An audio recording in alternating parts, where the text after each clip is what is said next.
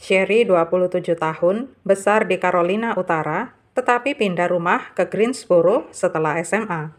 Sherry menunda rencana kuliahnya dan mulai bekerja sebagai koordinator perawatan keluarga dan kesehatan. Sherry bekerja merawat pasien cacat dan lanjut usia.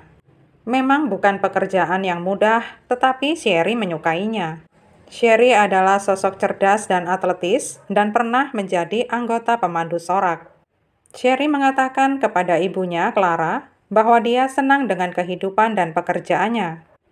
Pada 29 November 2006, Sherry berencana menghadiri pesta liburan bersama rekan-rekannya. Tetapi saat Sherry tidak muncul, rekan-rekannya menganggap itu sebagai tanda bahaya karena Sherry sangat menyukai pesta dan tidak mungkin absen.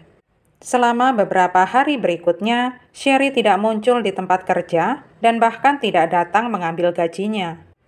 Pacar Sherry yang bernama Bennett menghubungi orang tua Sherry untuk menanyakan apakah mereka mendengar kabar darinya. Tetapi, tidak ada yang pernah bertemu ataupun mendengar kabar dari Sherry. Seorang rekan kerja Sherry yang merasa penasaran mendatangi apartemennya dan mengetuk pintu. Tetapi Sherry tidak menjawab, sekalipun mobilnya terparkir di halaman. Rekan kerjanya ini langsung menghubungi polisi. Pada 3 Desember 2006, polisi mendapat izin untuk memasuki apartemen tersebut. Di dalam tampak seperti telah terjadi pergumulan besar. Apartemen itu acak-acakan, perabotan terlempar ke sana kemari, dan di dinding ada beberapa percikan darah. Saat polisi menuju kamar mandi Sherry, lantainya terasa sangat licin. Polisi pun meyakini kalau ada orang yang telah menuangkan bahan kimia di sana untuk membersihkan sesuatu. Tim forensik menggunakan luminol untuk mencari jejak darah. Kamar mandi tampak menyala dan ada darah di seluruh lantai, dinding, bak mandi, dan wastafel.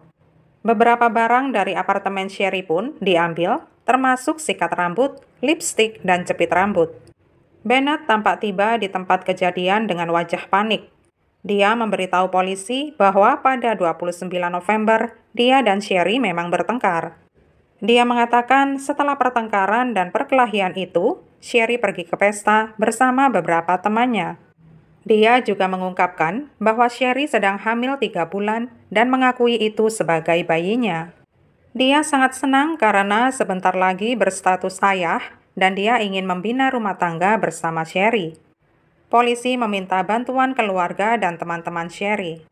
Polisi mendapat informasi bahwa beberapa minggu sebelum menghilang, Sherry sempat menelpon ayahnya. Sherry hanya memberitahukan kalau ada orang di rumahnya dan orang itu tidak mau pergi. Ketika ayahnya berbicara dengan orang yang dimaksud, pria di ujung telepon mengatakan dia akan pergi.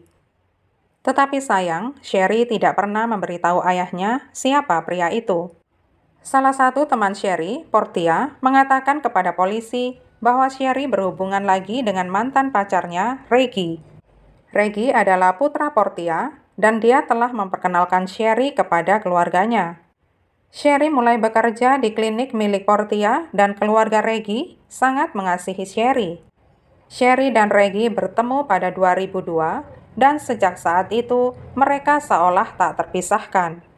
Reggie sudah memiliki 2 anak yang masih kecil dengan wanita sebelumnya, tetapi Sherry mencintai anak-anaknya seperti miliknya sendiri. Reggie dan Sherry putus beberapa bulan kemudian, tetapi tetap berteman baik. Setelah putus, Sherry bertemu dengan Bennett.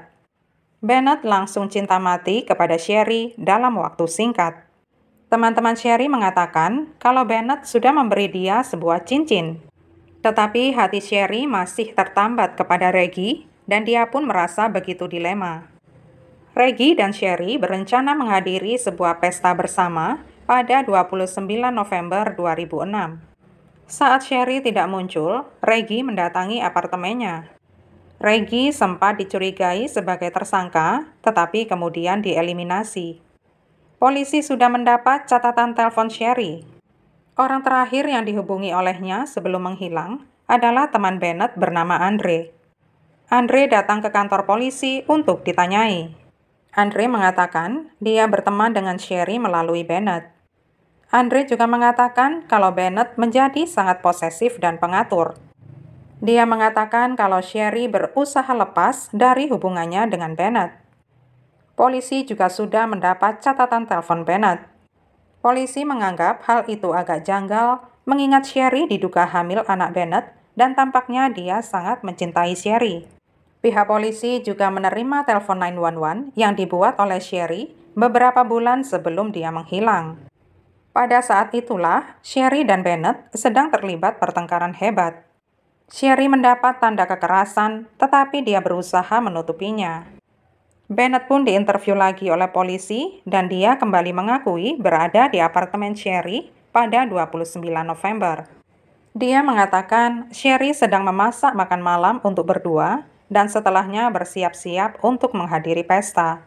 Bennett mengomentari kalau baju Sherry tidak pantas untuk pesta dan dia ingin Sherry berganti baju lain. Bennett mengatakan dia pergi setelah pertengkaran itu dan dia menyatakan Sherry masih hidup. Polisi meminta izin kepada Bennett untuk menggeledah mobilnya dan dia mengizinkannya.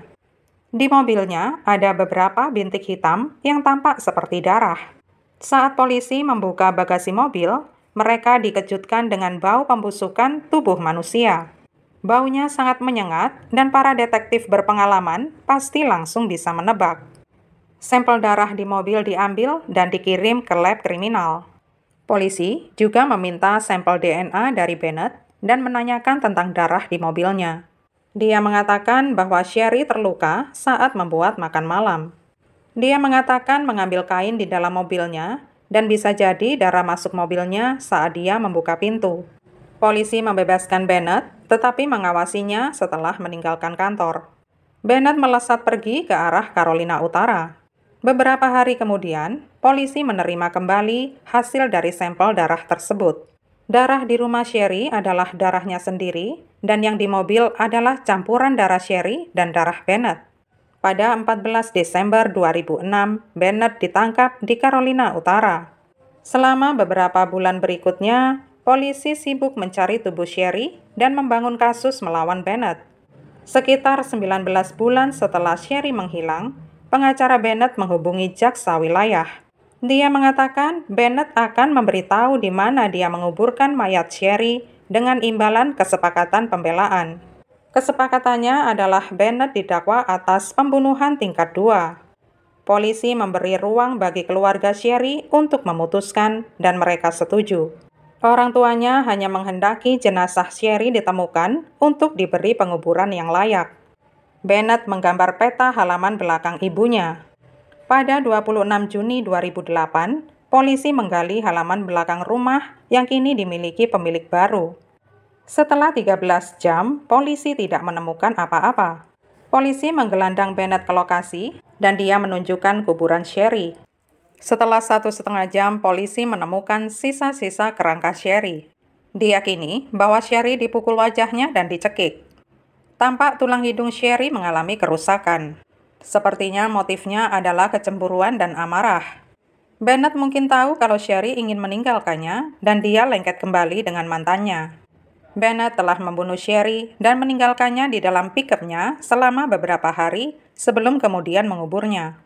Bennett mengaku bersalah atas pembunuhan tingkat 2 dan dijatuhi hukuman 13 tahun penjara.